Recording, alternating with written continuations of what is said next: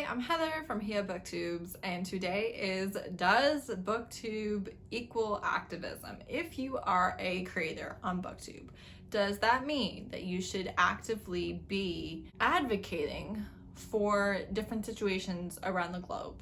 Does it? And maybe getting into a little bit of the nuance of that conversation. Well, I've been doing a lot of research about this just because it's a topic that interests me and it's a pattern that I've been seeing, and I just wonder where is the right side to fall on. Not on any one issue, but just kind of as a community, as a whole. Where should we fall on? Should we demand that people are better people? Or should we sometimes give grace for imperfections? And where is the balance between those two things? I will have a playlist of a bunch of videos that I've been watching in preparation for this video, and I will also have them linked in the description. So you could either just watch the whole playlist or go to one that maybe that interests you more than others. But I will have all of that listed because there have been so many videos where I was like, you have a point. Maybe I don't agree with all of your points, but you definitely have points that are making me think about what we as a community should hold. And so this is kind of me just talking to Booktube because I'm a booktuber. I'm not a social commentator, but not all of these videos are Booktube and some of them are. So it is a combination of things that I've been watching. I'm just gonna be upfront and be like, look, I don't have all the answers for this. I don't have a solution that will work for the whole community where we can come together and agree on when a creator is doing enough or not, or when we accept somebody's apology or think that they are just making excuses, etc., etc. But I kind of do want to just address the idea of, is our demanding that people let us know what they think about an issue, whether it's social or human rights or in your country, not in your country, do we then produce a culture that is just virtue signaling? So virtue signaling is basically when you're posting and talking about things because you want people to look at you and think, oh, they're a good person. And sometimes I think that this does become a problem. So I would say that truthfully, I'm not on either end of this. There's the end where I just want my space to talk about books, and I don't think that I should have to talk about anything other than books. And then there's the other side where it's like, if you have not come out and told people where you stand on a news story, especially if it's human rights related, within 5 minutes of it breaking, then, well, you're not good enough. And you also have the people who are like, well, you were active about this cause, why don't you care about these people? Well, maybe they don't know anything about this situation. Maybe they have things going on in their personal life where and this month they could be posting actively about this issue, and on this month things are happening in their personal life. And I think that sometimes we judge people on whether or not they are being an online activist perfectly when that's not their job. They're just a booktuber. I don't know. I have thoughts, and I don't agree with either end. Now, I have to say that I think that being like, well, I don't agree on either end isn't like the best place to be for everything, because, well, to paraphrase Martin Luther King, not that quote. I'm not talking about how I dream and I don't see color and you shouldn't hold me accountable because think about your character. He talks about how the white moderate is the problem, right? The person who's like, I agree, what's happening to you is terrible, but I can't agree with you being so loud about it or so violent about it or me having to do anything about it. Like, I agree, you deserve rights, but also I don't agree with your method, so that makes it where I don't have to do anything about it. And I think that that is a thing. I think the silence equals violence. The if you don't choose a side, then you're automatically choosing the side of the oppressor. Those things are true. And I think that the fact that we make such slow progress with equal rights and human rights and believing that just because it's happening to somebody who doesn't look like us doesn't make it any less terrible as a society, I feel like that progress is so slow because of the white moderate. He's like, don't do anything terrible, but also, like, you need to just take things in the spirit it was meant in, and you need to not be so angry all the time, and you need to calm down. That's a problem. It's a widespread problem throughout history and throughout society. So I don't think that you can safely fall into that camp and think that you're on the right side of history, if that makes sense. A lot of times the issue is that the different people's points of views, they all have accurate instances where sometimes that is right. Sometimes just posting about something is enough. Sometimes just having the link for something in your bio is enough. Sometimes you have to show up in person. Sometimes you need space for mental health. Sometimes you don't know enough about it to talk about it, especially not if you have a larger platform and are possibly influencing several to many people when you don't know what you're talking about yet. These things are true sometimes, and sometimes they're just the excuses that people use because they don't want to be held accountable and they don't want to have to say anything, and they don't care. And because they don't care, they use the valid reasons as excuses to smokescreen the fact that they don't actually care at all. Sometimes. So again, I have a problem with both sides. I have a problem with people who are like, this is my happy space for books. I shouldn't have to talk about anything that's happening.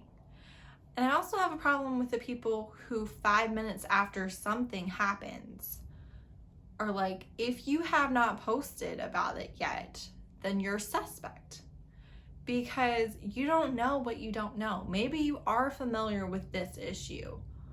Maybe you're not familiar with this issue over here. Maybe this is the first time you're learning about it. And should you post reactionary posts within 5 minutes of learning about it?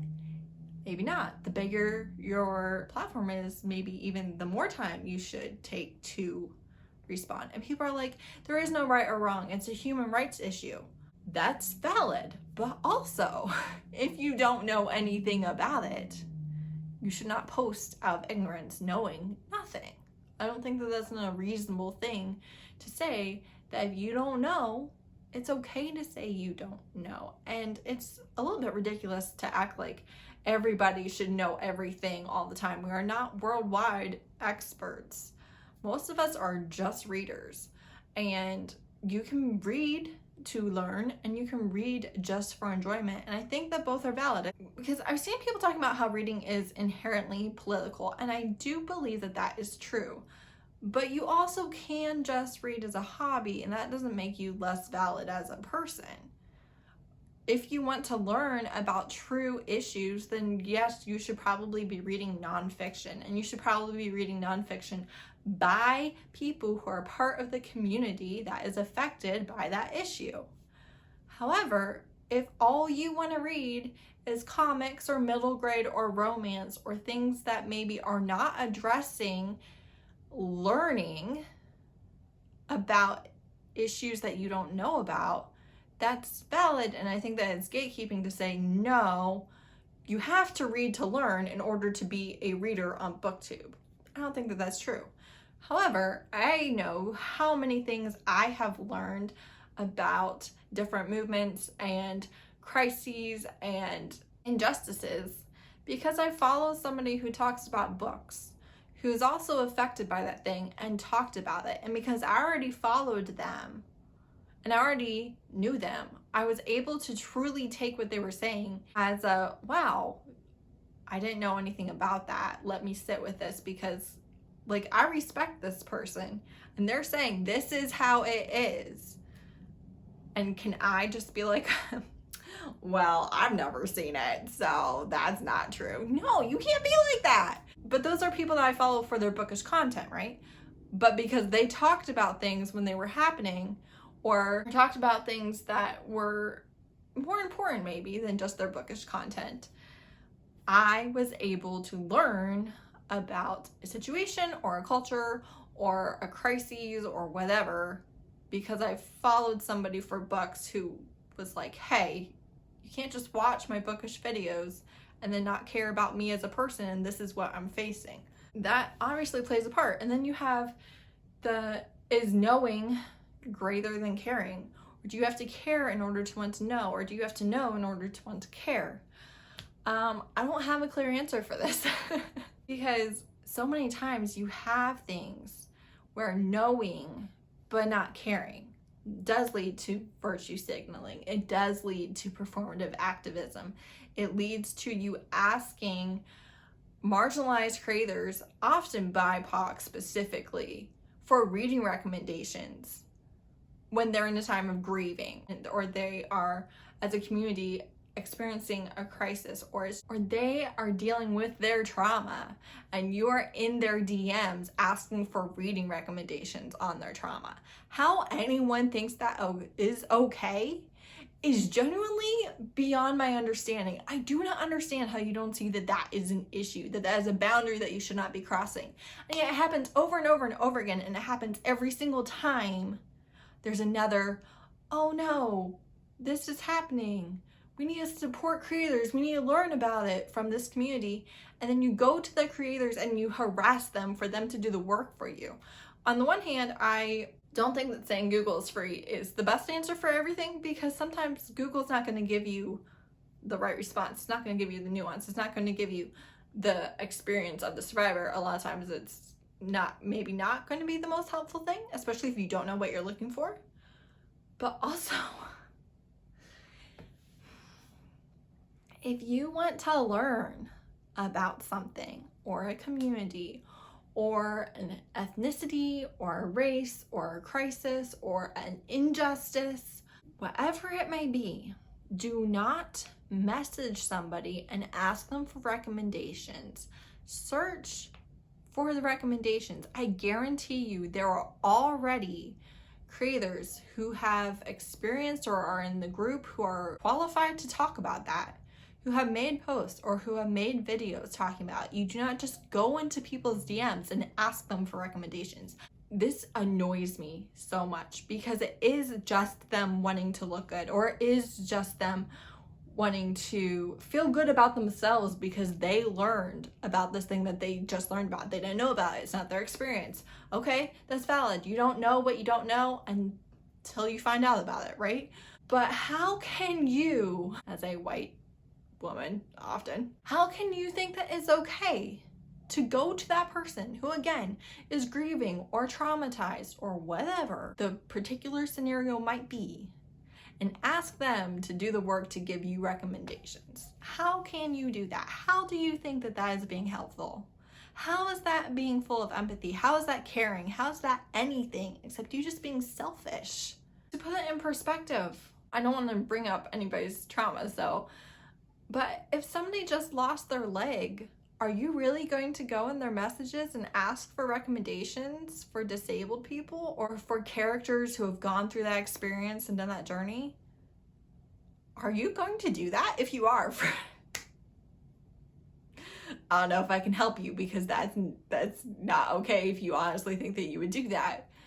But also, how is that different? How is that different? How do you not see that you don't go to a victim of a car accident and you don't go to a victim of a systematic abuse issue and ask them for a recommendation because something bad happened and it was brought to your attention?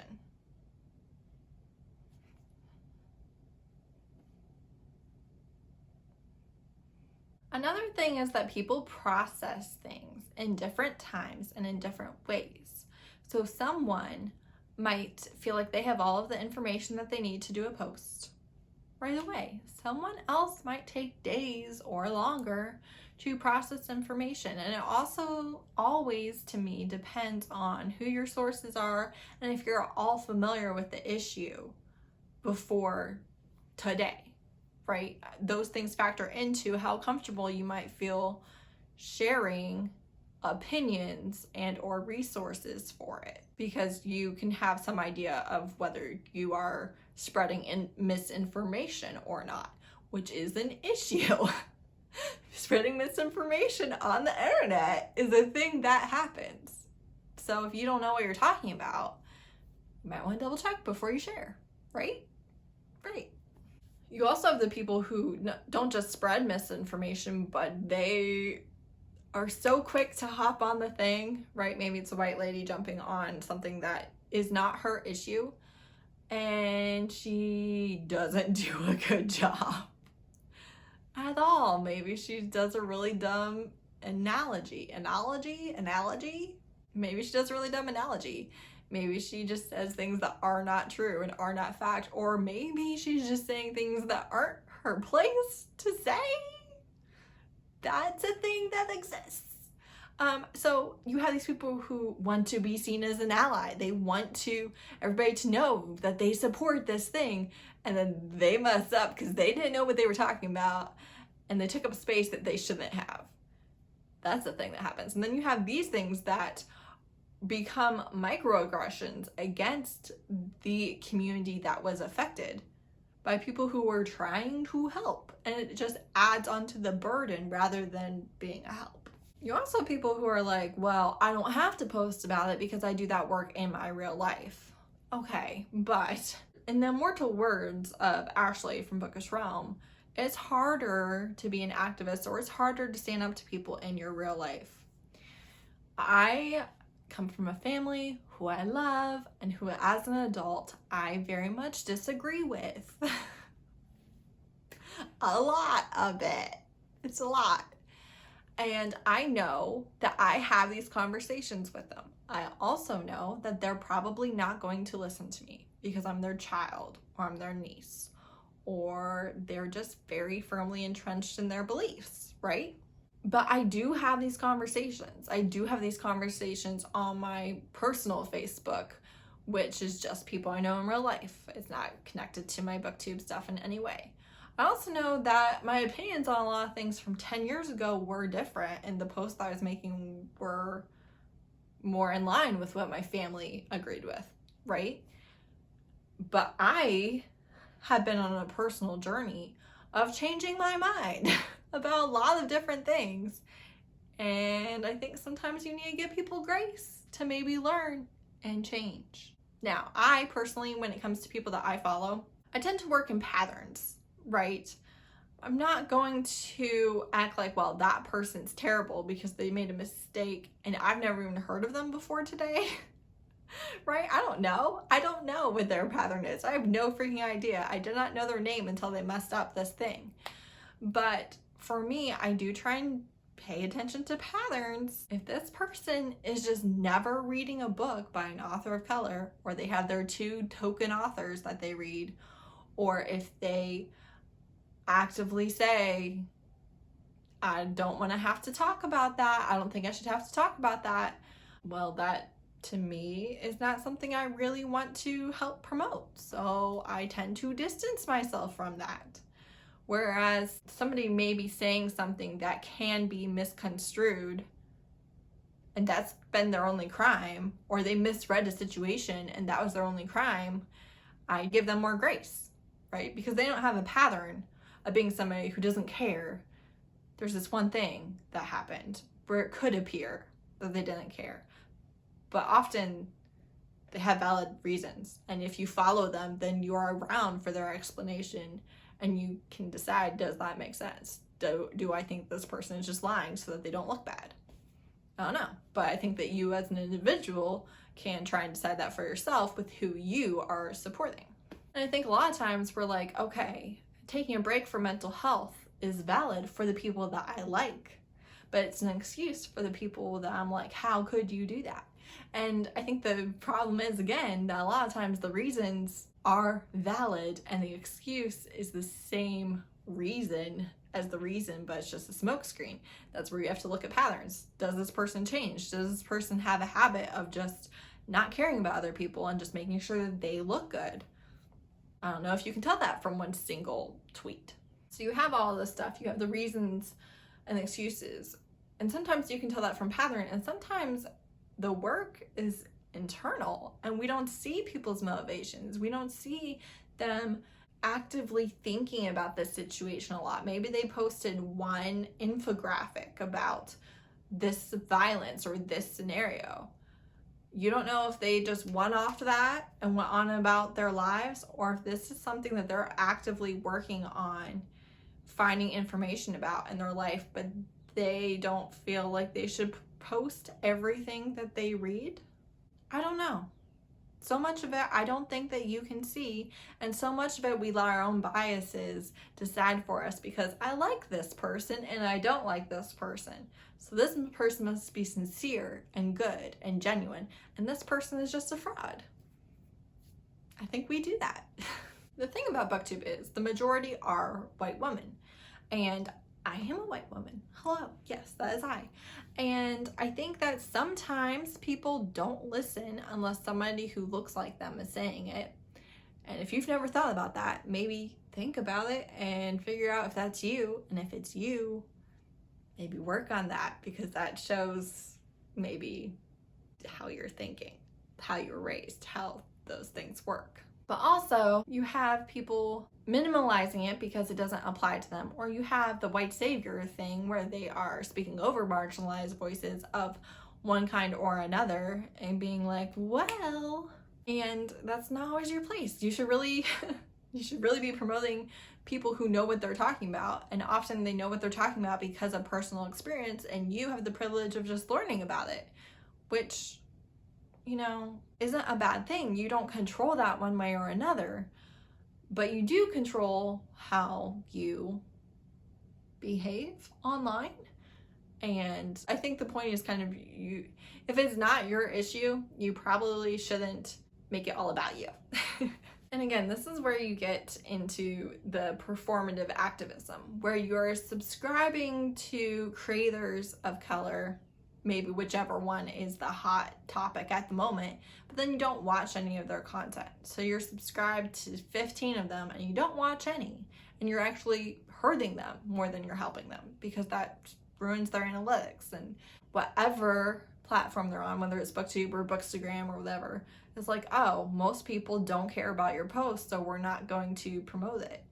And it's because you're subscribed, but you don't care. You subscribed so that you would look good, so that when you saw your feed, you saw people that weren't white, or you saw people who weren't just like you in some way or another, whether that be race, ethnicity, location in the world, able-bodied, neurologically normal. What is that? That's not what it's called. Or the same sexuality as you, right?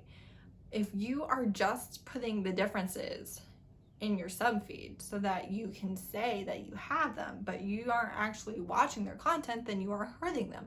Your performative click is more of a problem than it is a help. And this can happen with reading diversely and mood reading. And did you know that you can actually mood read whatever you want?